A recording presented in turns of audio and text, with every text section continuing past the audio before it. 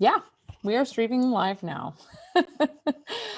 Okay. Hello, I'm Anna, and we're going live from Certified American Grown.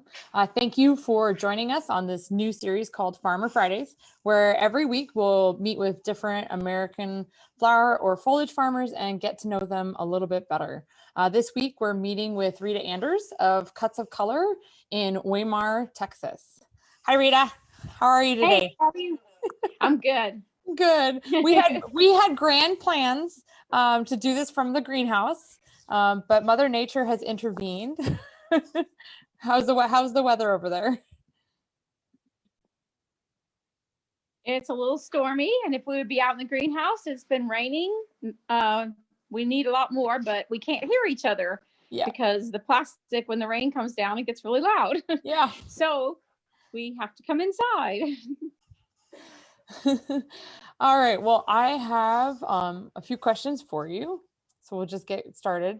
I wanted to know, when did you start farming, and how did you begin? How did I begin? I started out as a tomato farmer back in 1980 and did that for 26 years and kind of got pretty much burned out on it. So decided to start raising flowers for a farmer's market. And then approached a big wholesaler, which a retail store, which is Central Market in Houston. And they started taking everything I have since 2012. So 9 years we've been going there every week of every year. And that's how I got going with flowers. Awesome. And can you tell me a little bit about the flowers that you have on the farm and how that's evolved? I mean, you've started with vegetables, but did you start with like one main crop? Right. We started with vegetables, but yeah, I probably started more like with zinnias and then sunflowers and just a couple, and then started adding more and adding more. And we grow year round now. So we always have flowers. And then I guess back in 2004, I started raising the flowers, but didn't actually start selling to the grocery store until 2012. So I've been doing the flowers for 17 years now and just adding new ones all the time. But my main crops are dahlias, ranunculus, anemones, sunflowers, zinnias, lisianthus, just whatever is blooming in that season. What would you say is your customer's favorite flower? What do they like the best?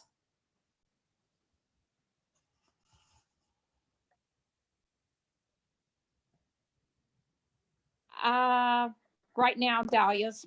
They Dahlias, just swarm to my dahlias when I bring them in.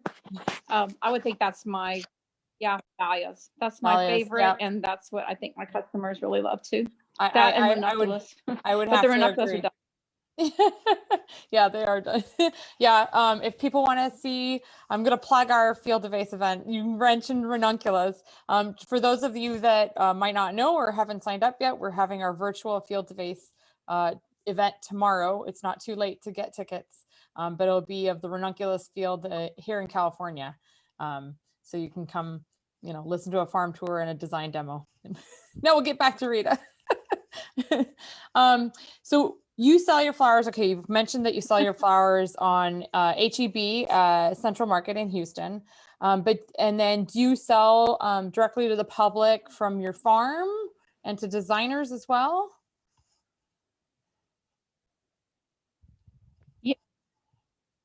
Yes, we do. We sell directly here at the farm.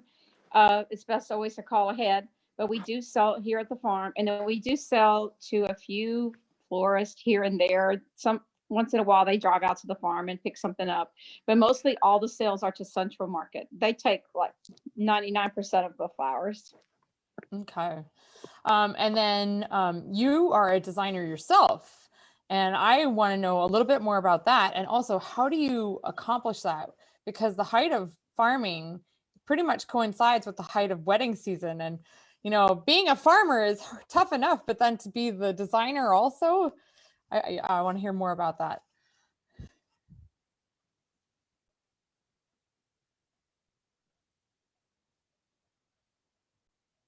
Oh, do we have a little bit of a delay? Well, it wasn't supposed to start out like that, but it ended up being that way where we have weddings pretty much every weekend. We may have 2, we may have 3. The 3 is the most we pretty much take on. But I have a good crew that comes in. I don't do all the work. I have a head grower that does so much of the growing. And then we have different people coming in different days doing different tasks. So it's a piecemeal work. My husband helps me a lot. He does some of the delivering. He does all the honeydews, all the errands. He does all the cooking, washing clothes. So he helps out a whole lot. So I by no means could do all this without the whole team around me. And that's how we do the weddings. Yeah. Yeah. And for those of you that might not know, but Rita is our board member for her district. And I can attest to her attending board meetings and doing work, multitasking in the background, as some of our other farmers have to do too. But I wanted know a little bit more about what motivates you to be part of Certified American Grown.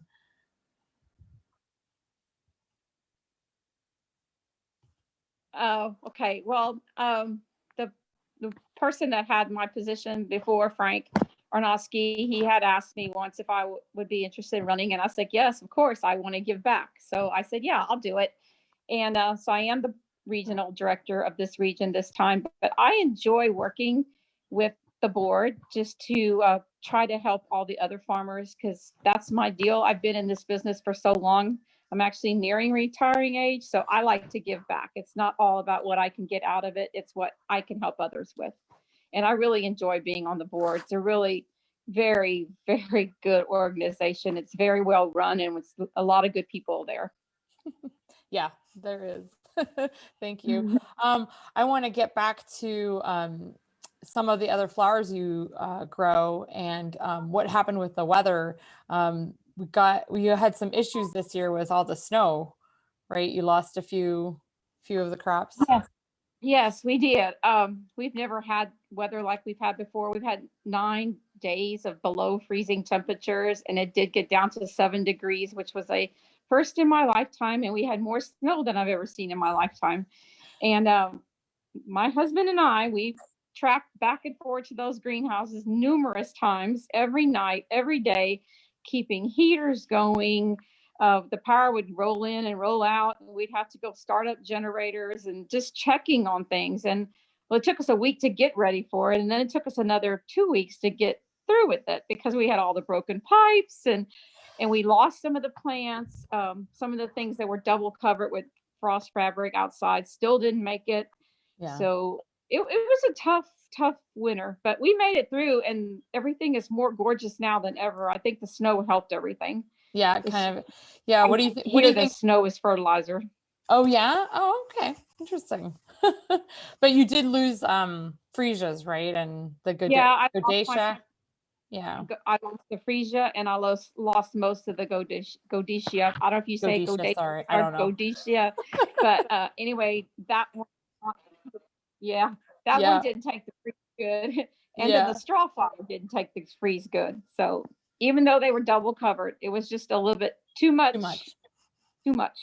Just too much. Let's see, what else would we like to know? What's your favorite part? I was thinking about this yesterday. You were asking me. Yes. My favorite part.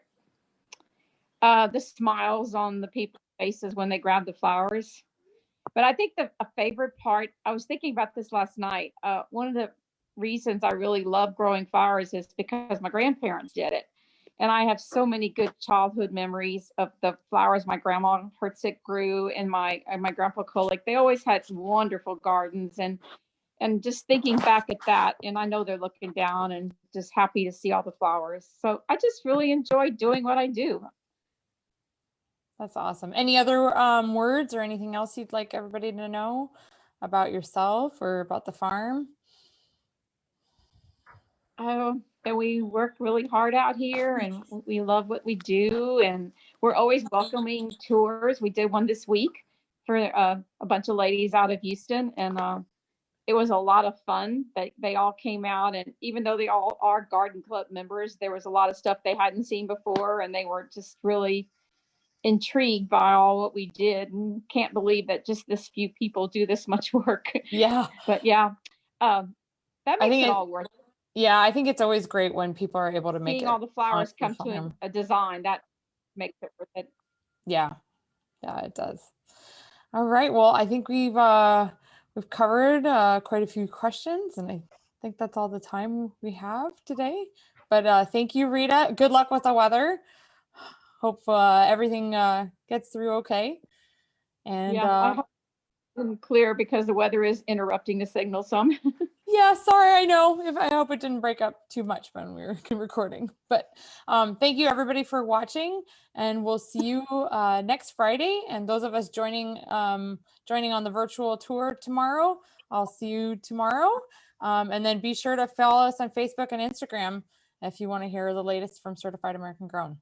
And oh, one more thing, if you want, you want to learn a little bit more about Rita's farm and see a little bit more in depth about the flowers that she has, there's this great blog by Country Peony, and I'll link that in the comments.